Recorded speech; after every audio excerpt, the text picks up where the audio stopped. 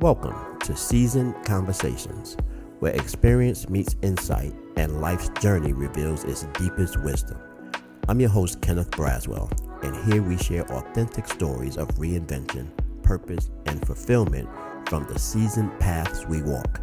Together, we'll explore how to age boldly, live intentionally, and embrace our second act with clarity and confidence. So pull up a chair. There's always room at the table for seasoned conversations.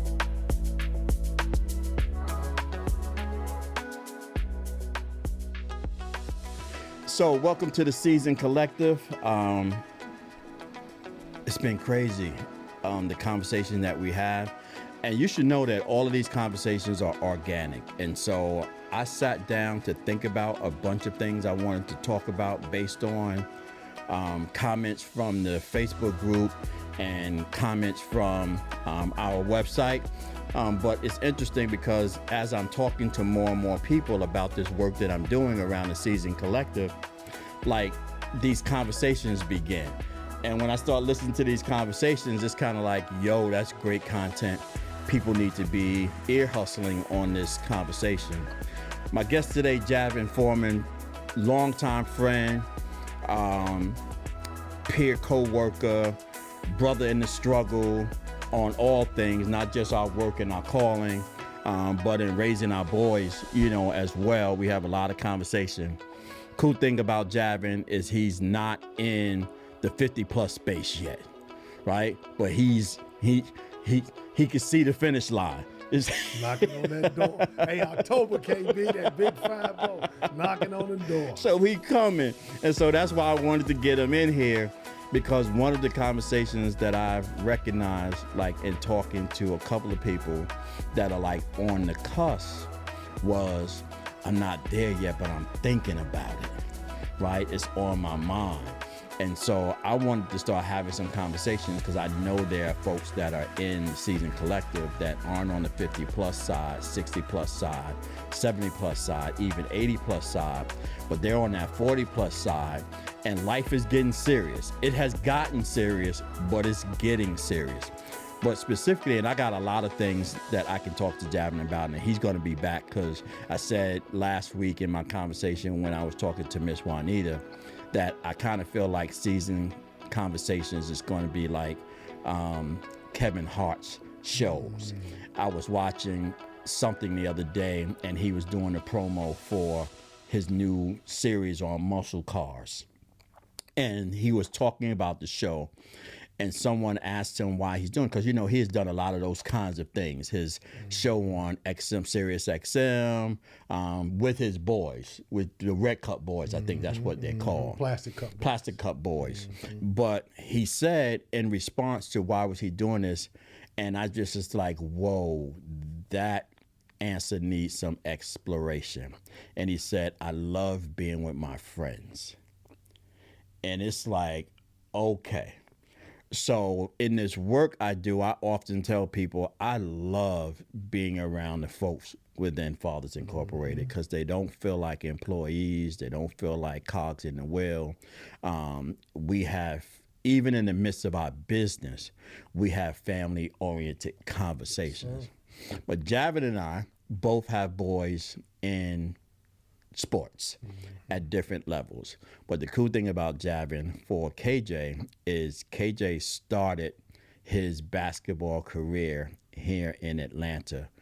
And Javin was, I believe, no, you were the first person that served as a trainer for him to train them in something. You're not talking about the COVID in the backyard before. No, not that. We're talking about the church on Abernathy. Yep. I think that's where the church is. Yep. And so that's how I met you before then. I met you at an event and then found out that you were in basketball.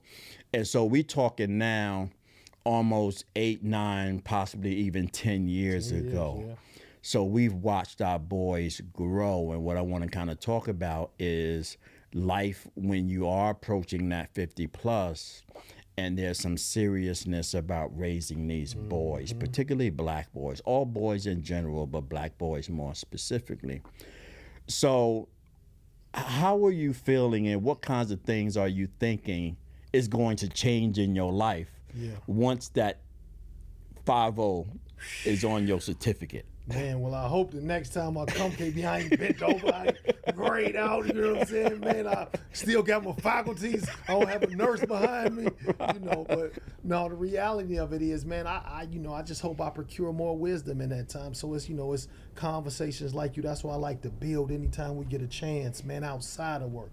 How can we sit there? I'm gonna start off with two things. So one, I told you this story a little earlier today. My son came to me, my youngest, Jonah, you know what I'm saying, a reluctant prophet came to me. He said, Dad, I don't know where it came from. If you had 5 days to live, what would you do? I said, man, this little dude hit me. I said, man, and one of my answers comes from what I watched you do, right? And so my first thing I said, well, the first 2 days I would want to get our nuclear family together and spend some time together. Let's go have some fun, get our mind off of what it's going to be. My third day, I would want to sit down and write. And that comes from building with you. I've seen you putting it on paper, you scribing. You say if it's not on paper, it's not there. I would want to put it on paper. All the lessons I want to give you all, my sons and my daughter, I want to put it on paper. I want to leave that behind. I said, fourth, I go to Chicago, invite all my people in from everywhere, and I'd have the largest party. And I said the fifth day, I want to have a lot of meditation time, you know what I'm saying, me and the Creator, and then I bring you all back together and I say my goodbyes, So that was the first piece, it made me think about. The second one is this, man. Everybody talks about the book of Job, KB, and people know that story, the book of Job. And so my oldest son, Z, is going through a thing now where I think God is on him, man. He's pruning, he's teaching him a lesson. He hasn't been on the court since January, and it's a slow process. So I said, I want you to read the book of Job. So I walked him through it, and I had him read it to me. What no one ever gets from the book of Job, and tell me if you remember this part, we know about the wife saying, curse God and die, right? We know about him getting the bumps or whatever it was. We know about Satan showing that he traveled from earth, tempting people and going back up and talking to God, right? That blows people's mind. But the thing they miss is people don't know when Job's 3 best friends came and sat with him for 7 days. Go back and read it. That's one of the most powerful pieces. They didn't sit and counsel him anything. They just sat with him, right, in his pain and allowed him to get through it, right? So that's the power in what this collective is and that what we're doing right now. But, I hope on the other side of 50, I have more wisdom, but it's going to come from knowledge transfers, from being with my people. So what we talk about, this frenetic pace that we're living at, we got to have time for moments like this. So I hope things slow down. I get in that Jordan phase where the game gets easier for me, right? And I don't want to take it for granted when it does.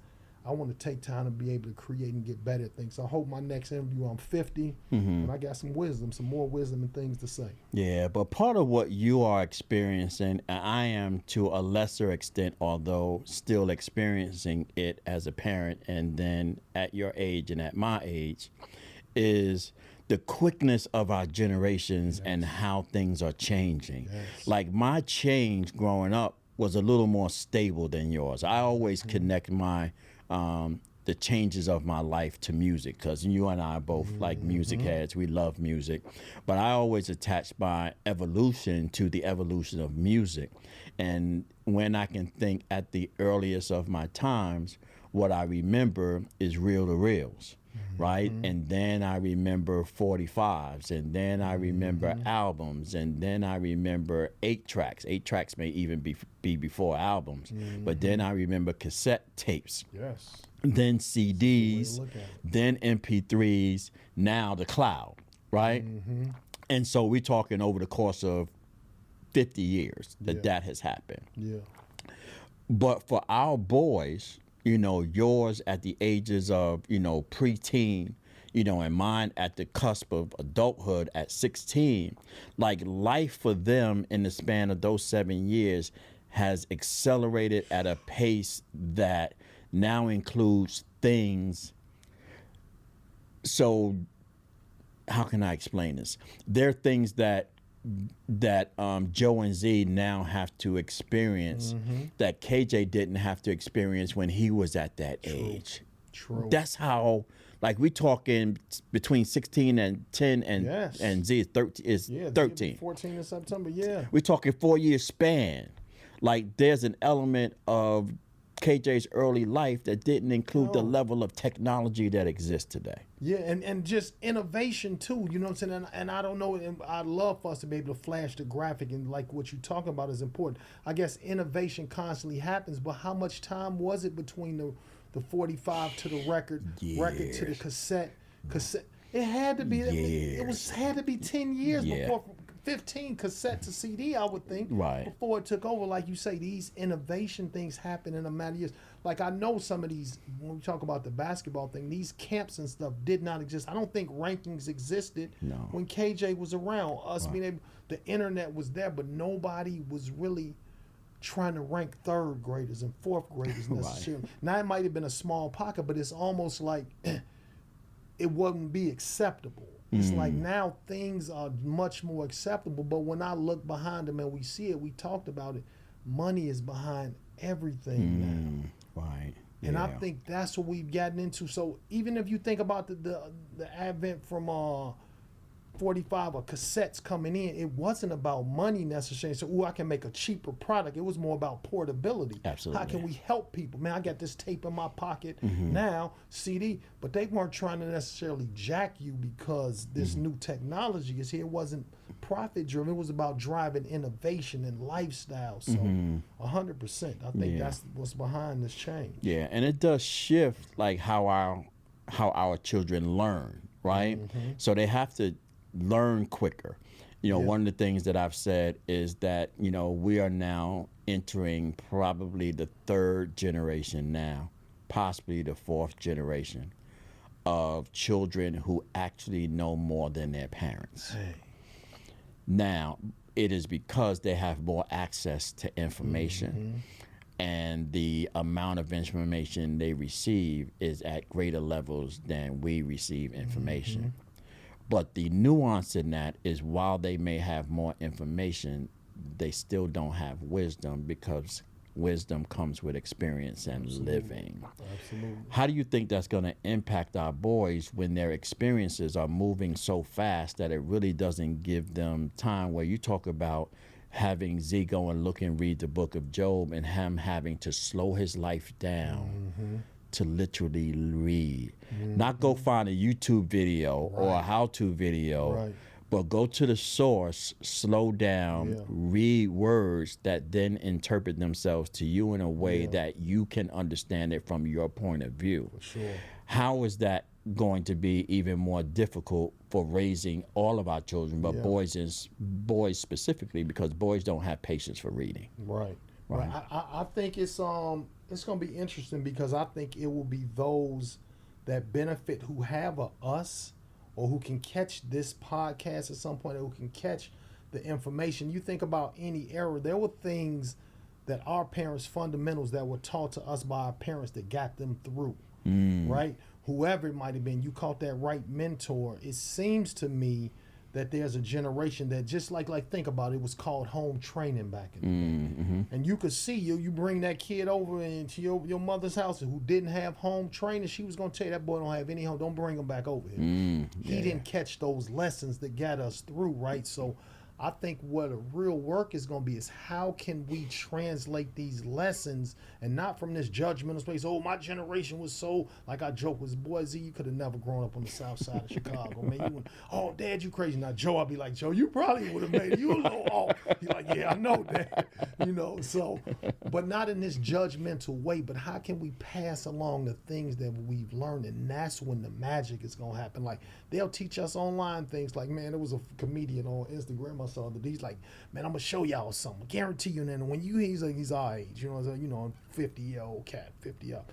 He's like, I'm gonna show you something now. Just type in the comments you didn't know. He's like, I want you to go and y'all try it on this. If you're watching this on your phone, I want you to go in his Instagram, I think it is, and paint your screen. He said, paint your screen, and all the little letters and stuff is gonna disappear. And I said, damn, I did it. And it's sure, like I know how to, if I'm looking at an image or something on my phone myself, but I didn't know on Instagram if I open my screen up, it releases the name and all the comments I won't see. But I say that to say young people have things like that. They'll show us like that we like, damn, I didn't know that exists. Now if we can take that and translate it to ours and say, okay, the best use of that, like a chat GPT, is this. So to answer your question, I think ours will be okay because we got a way to connect with our young people and to teach them things, but we have to make sure it gets out to everybody, you know. But it's definitely, and so one thing is learning it, but processing it. I think that's where they're all going to struggle with, even our boys, processing. And so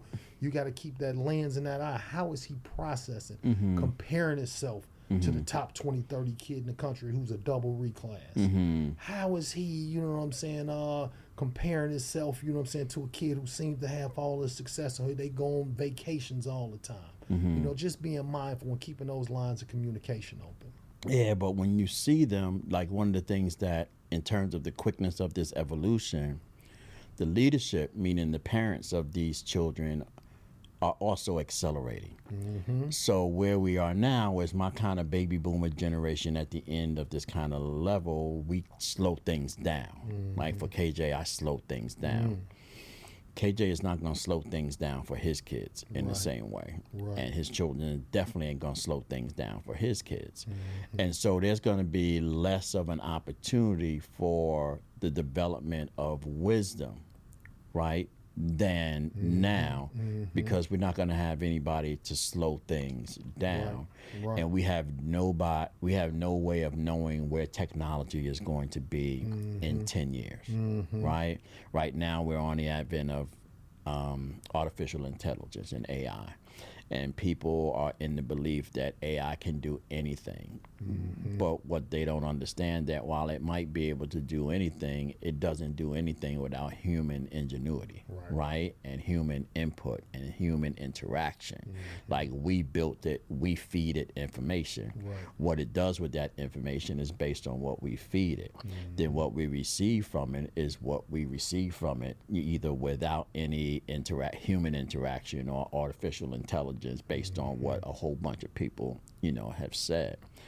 When you think about being a parent, have you begun to start thinking about, for your children, that acceleration, you know, of how you have to get them quicker to a point than you would if you were doing it, you know, for an older generation? Yeah, for sure. You know, and I think it's one of those things that, you know, that really does scare me. You know what I'm saying? That they don't have, you know, it's the Michael Jackson syndrome. Where's my childhood?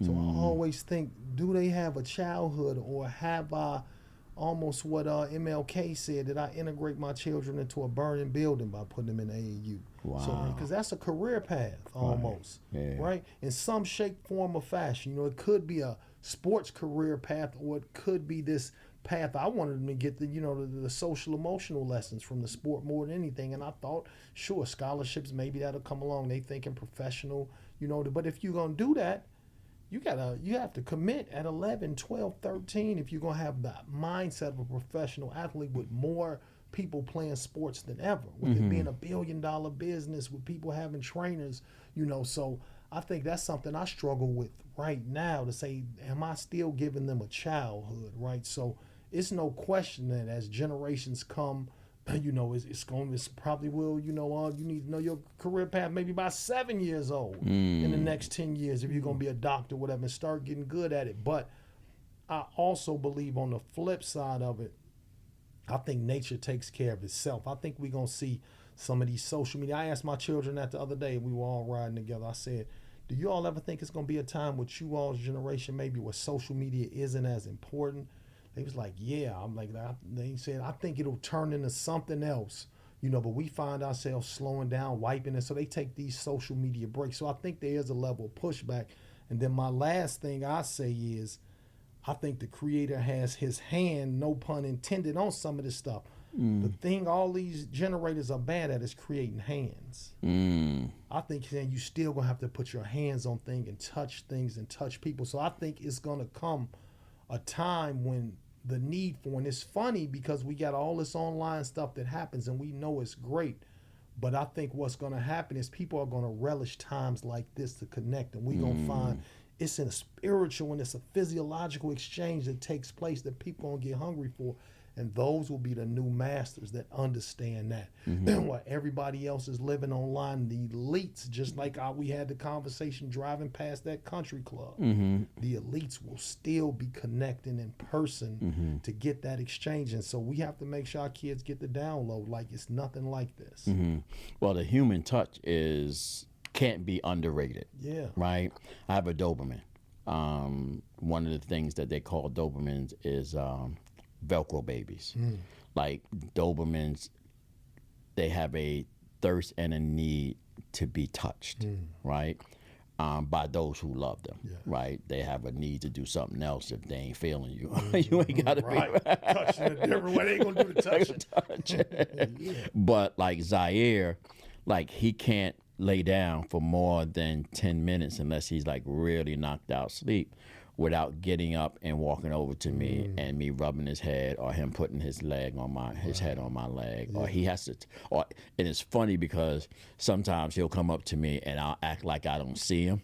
Like I'll be looking at something and he'll be sitting there watching me and I won't look at him, and then he'll just come up and like force his way. Push on you. Yeah. Or he'll jump up and like, no, you're gonna pay attention to me because I need attention. When we talk about the like human touch and we talk about social media, one of my fears about social media is that it does eliminate the human touch. And my fear about it is that our children will grow up with a thirst for human touch, but don't know how to engage in it. Absolutely. It's a real danger, you know, and that's why I think, and like I said, every generation has some of the pieces. We know we had that. We were the generation, don't come back into the lights while we thrived on that, right? But all we could get to, I had to read Street and Smith's magazine to see who the best player was in New York. And I knew the name, you know. I had to read who was playing ball in LA, and I hadn't used my imagination. But touch, I hadn't probably was touching too much, more fights on the playground. And we was a physical group, right? You know, we probably could have used some of this virtual learning and learn more about, you know, geology and where places are and the planets and all that. But we were locked in our space, so it's absolutely a balance, you know. And so I just think, again, I think we have to leave, you know, the clues. It's like digging in records, man. You know, you started off with the music piece of it. You go back and you listen to those records from the 70s and the 60s, you know, you could hear it. It was a culture, it was a time period thing. And what I say is the music of that time, why it was so powerful, because it was collaboration and cooperation. Guys sat in the room playing the bass and he's playing his thing, right? You know, so imagine if we can get to, that's going to be the masters, the ones that go back, dig, and find that, understand that's what it was. Now they mix that technology in. You know, you are a prompt engineer when it comes to Chat GPT because you have the context from decades ago to bring into it. So your stuff is going to hum in a different way and look differently. So I think that's what it is. But I think once it all comes together and we see this picture, we'll see this thing is really being architect. Yeah, it's kind of crazy that you talk about the bands and how you had to have, you know, I think an appreciation for the talents of others, right? Yes. And so when you look at the music of the 40s, 50s, 60s, and even 70s that were kind of band-led, like you had to rely on someone else with an equal talent in their own space to harmonize what it was you were trying to ultimately create, right? I was just saying to Tracy the other day, because one of my favorite genres of music is 70s. I can listen to 70s all day, every day, and never listen to anything else.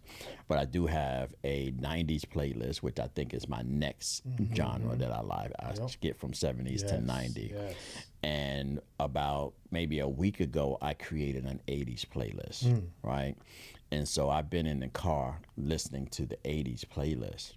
And I said to Tracy the other day, I said, I've come to realize in the last couple of days that I don't like 80s music. And she was like, why? I was like, there was a clash. Right? There was a clash because coming out of 70s where you started to hear these synthesizers and all of this kind of automated music machine stuff. Until you just said it, it was less of human interaction. People began to start leaning a little bit on technology to do things. But what was the reason, KB, that they leaned on the technology? Because now I don't have to hire a bass player. I get to keep all of the money as a producer. It was money driven. I get to keep all, and so that's what it is. See, what makes us human is our ability to cooperate, and we forget that. That's essentially what it is. It's our ability to cooperate, Right. to exchange, to give you what you need. You get what you need, and maybe I got to take the short end on this one, but next time, it'll help me get what I need. Right. It's our ability, and that's what I think that we're really losing in society more than anything. And these young people are being taught. Like, they can sit in that room and create everything on their own, from video to put the music on it on their own, voiceover, right? You don't need anybody. That's not how we're set up. Yeah. And then the second piece of that is, as that level of it, like the late 80s, 83, 84, started to move into the hip hop space. The hip hop space was caught between trying to find their own music, but at the same time incorporating band style, synthetic style music into that thing. If you go back and you listen to the beats of Kool Moe Dee, early Fresh Prince, Jazzy Jeff and Fresh Prince, some of the, those earlier Sugar Hill Gang, a lot of band, a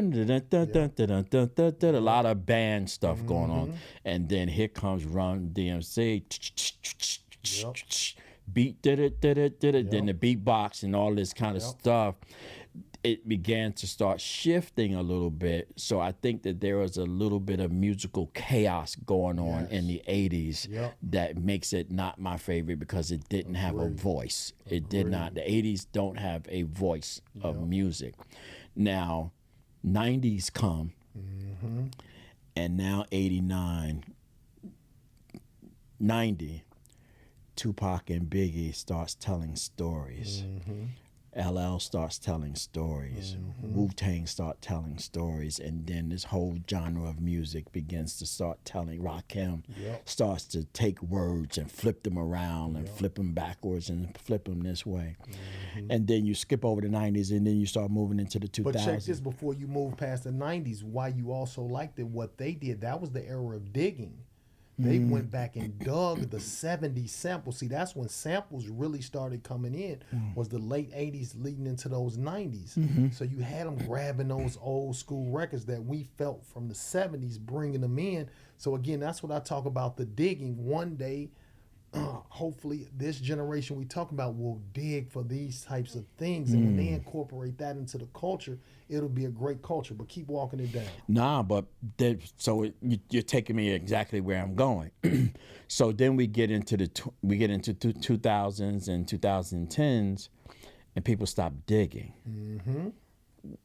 And not only did we stop digging, but people start telling their stories, because the production of music became more about money and not human interaction and connection between people. There's only a certain number of artists that still understand that music is about connection, not just about making dollars and cents.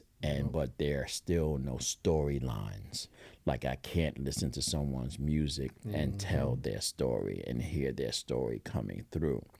When it comes to creativity for your children, as you're kind of thinking about and kind of understanding days past, and now we're moving into, by the time our boys get in their 20s, we're going to be in the 2030s. Think about that. We're going to be in it. We just felt like we just celebrated the millennium yesterday. People thought the world was going to blow up when it went from flashlights and bunkers and water can systems, canteens. Right. So when you start thinking about, because in 2030, now you hitting the double nickel. Right? You hitting double nickel now. You closer to the 60 plus than you are to the 50 plus. But life will have accelerated at a pace that's going to be crazy. Where do you think our children's creativity level is going to be, and where they're going to begin to start looking to see where do they find new ways to create? I can't even imagine, I can't even imagine what it'll look like for them at that point. I mean, I think they'll have so much freedom to choose you know, what they want to create, what they want it to be about. You know, I just hope it's not this thing where now everything is given to you, how to think, what to think. You know, like one of the fears I have with them all is my daughter came to me, she has her first job now, well, counselor at the YMCA over in Buckhead, so she's making a couple dollars now. So she said, Dad, I'm ready to buy back to school stuff. I'm gonna come down tonight, I'm gonna show you some shoes I want. I'm like, all right. So she comes out saying, man, I felt like my mother back in the day. She showed me, she was like, Jace, these shoes are $350. What's your mother say when you show her them expensive? I don't even own a pair of shoes. Boy, I said, I ain't gonna say it. I was like, well, Jace, I mean, you gotta be, is this what you really want? She was like, well, I'm working out, Dad. I'll pay for half of them. I'm like, but look at these, man. These was like the fashion version of Chuck Taylors. Like, baby, these are just Chuck Taylors. Right. And whatever this person. She's like, yeah, I know. She's like, I used to wear Chuck Taylors back in the day. She was like, but you know, I like them.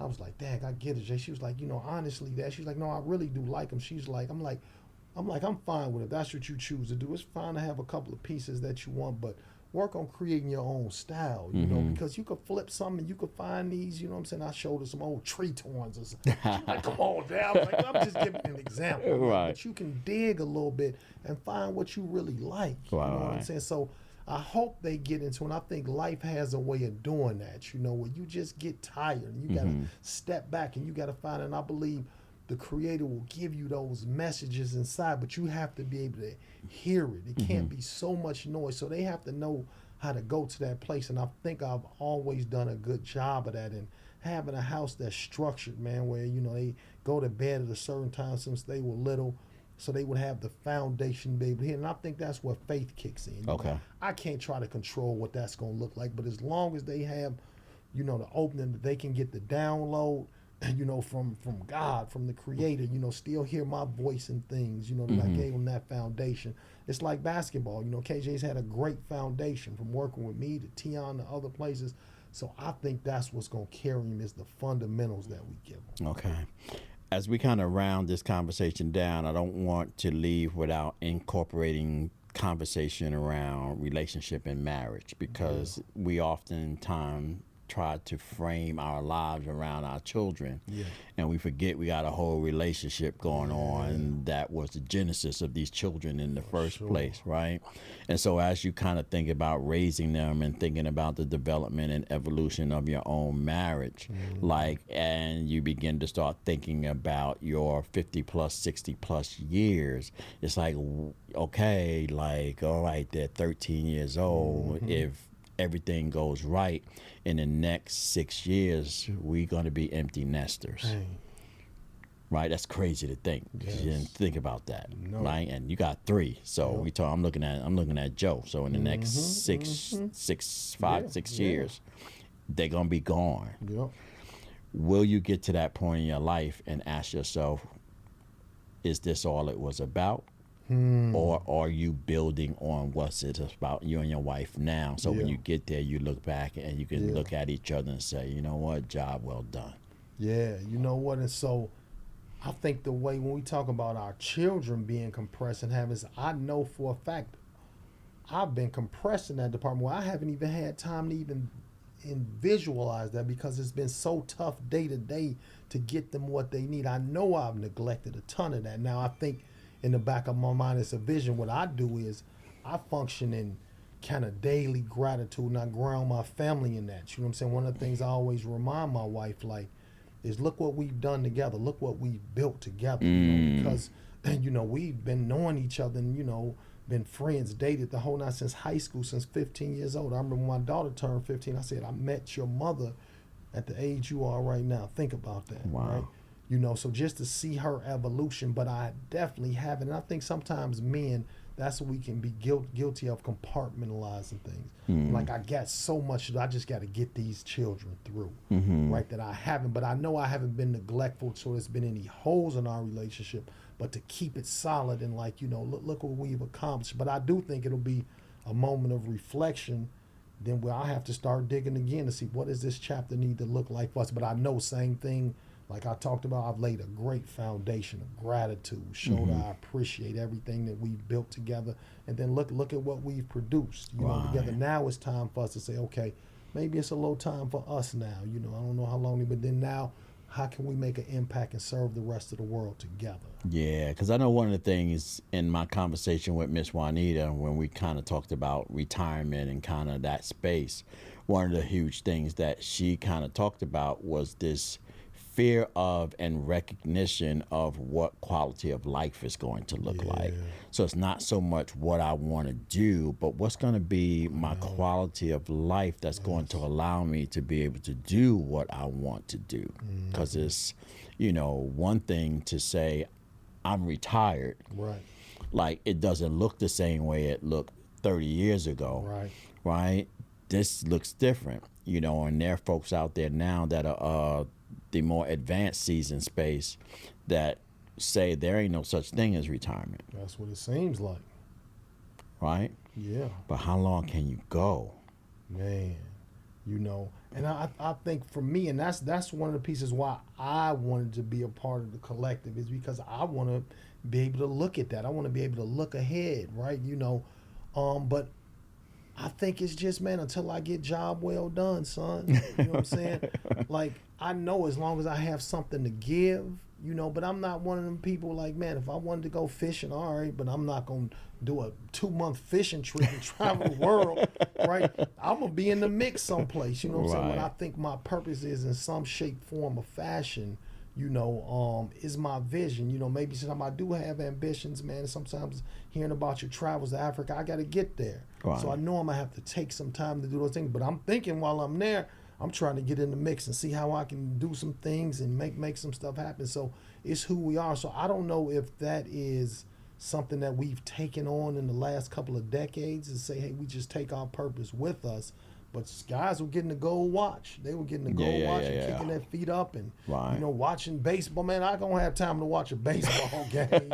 So if you would see me watching baseball game, somebody told me job well done. Yeah. Yo, man, thank you so much for having this conversation. These are the conversations that I'm trying to curate.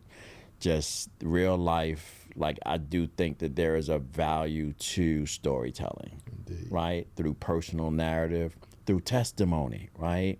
Through helping people understand that, they not like us, but I ain't like them either, right? And so, but there are elements of my life that we all have walked, right? This journey that we call life.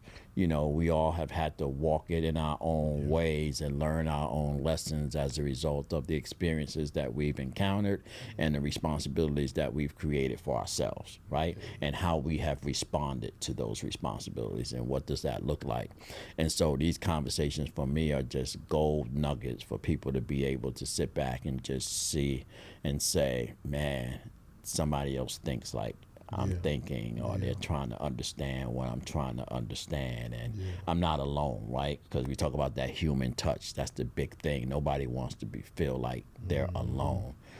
There's a difference between being lonely and being alone, right? Being lonely, you could be in a place with a whole bunch of people and still be lonely. Being alone is feeling absence of anyone around you, and we don't want people to be in the alone space. It's okay to be lonely, but you can't sit in the house and fold inward and not express that you're alone. So thank you for joining the Season Conversation episode today. I don't know where this is going. I'm just allowing God to just flow this conversation wherever it goes. So from week to week, you're going to hear different conversations and different aspects of life from different kinds of people who are experiencing different kinds of things.